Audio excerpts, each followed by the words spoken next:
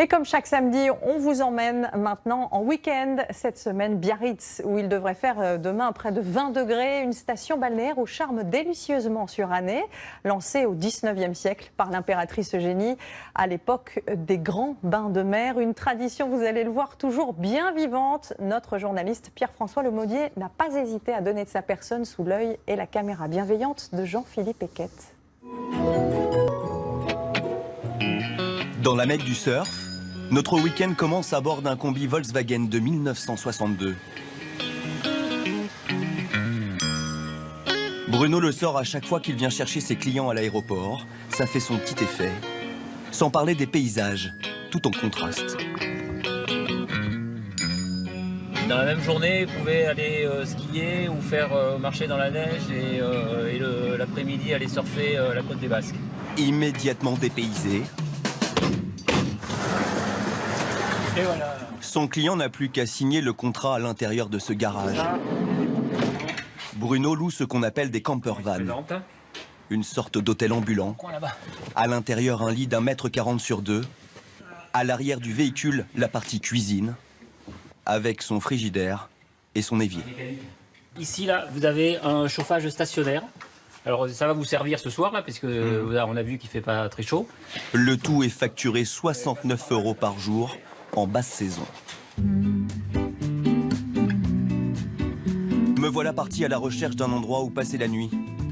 À Biarritz, il y a un palace et plus d'une centaine d'hôtels. Mais il n'y en a pas beaucoup qui offrent une vue comparable à celle que je vais vous montrer sur une simple aire de parking. On va dormir ici, en face du rocher de la Vierge. Ce rocher en forme de coque de navire est un monument emblématique de la ville.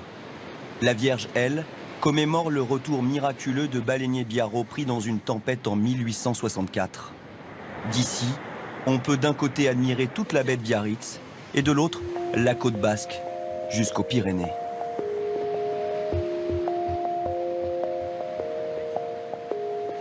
La nuit est tombée sur la ville.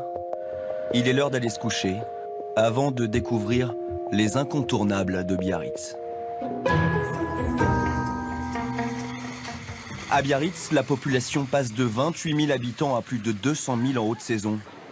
Été comme hiver, il y a un endroit qui est constamment fréquenté, le marché des Halles, ouvert tous les jours de l'année sauf le 1er janvier.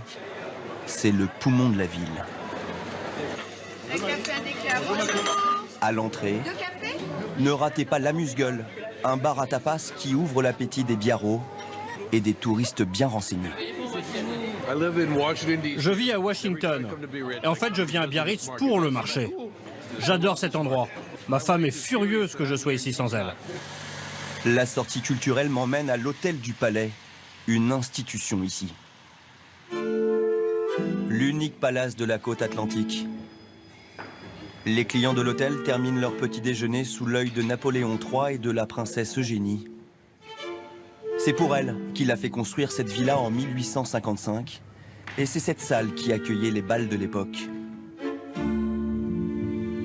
Ce lieu chargé d'histoire est a priori inaccessible, mais pour 6 €, on peut boire un chocolat chaud et contempler l'une des vues les plus romantiques de la ville.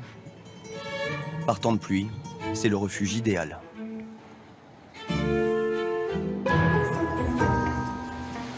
Température extérieure 5 degrés, l'eau est à 12, mais ça ne refroidit pas l'ardeur de certains baigneurs. Bien au contraire. On les appelle les ours blancs.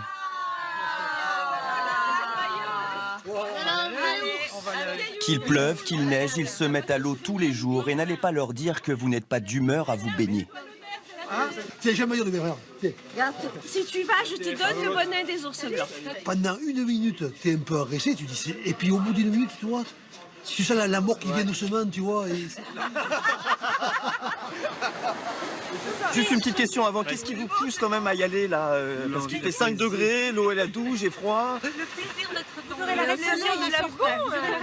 vivant. Ici, il y a une règle, celle de la minute par degré. S'il fait 5 degrés dehors, il ne faut pas rester plus de 5 minutes dans l'eau pour apprécier cette expérience euphorisante.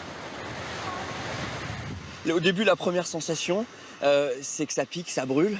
Puis finalement, au bout de 1 ou 2 minutes, on prend du plaisir à être dans ce décor. Mais je vais quand même prendre une petite douche pour me réchauffer. Mon bon plan est gourmand. Pour le découvrir, il faut sortir de la ville. À la frontière entre Biarritz et Bidart, un restaurant affiche complet toute l'année. Il s'appelle Aïspak. En basque, ça veut dire sœur. Et ici, elles sont 3. À l'accueil Nanou, en salle Delphine et en coulisses Yenofa. Elle est passée par les plus grands, du Ritz à l'hôtel du Palais. Et ce soir, elle a 80 couverts à préparer. C'est Delphine qui nous livre la recette de leur succès. Quand on fait quelque chose, on y va, quoi. On ne fait pas semblant. On y va jusqu'au bout. Voilà. Yenofa change tous les mois son menu à 31,50 €, sauf 3 incontournables. C'est la brouillade d'œuf et c'est l'œuf cuit à basse température. Et il y a aussi le merlu en fine croûte persillée, pommes de terre écrasées au beurre blanc à la citronnelle.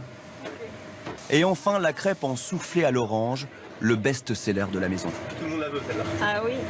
Il s'en écoule 50 par soir. La crêpe soufflée, on ne dit pas ce que c'est, on ne dit pas ce qu'il y a, on ne dit pas comment elle est faite, on ne dit rien. Rien. Mais nous, on va vous donner un petit conseil. Tentez votre chance un samedi soir. À l'intérieur d'un de ces rochers à la noix de coco offerts par la maison se cache une fève. Si vous êtes l'heureux gagnant, comme ce client, la soirée se termine comme ça. Voilà, on vous offre le repas. Nos traditions globales pour ce week-end à Biarritz s'élèvent à 121,50 €.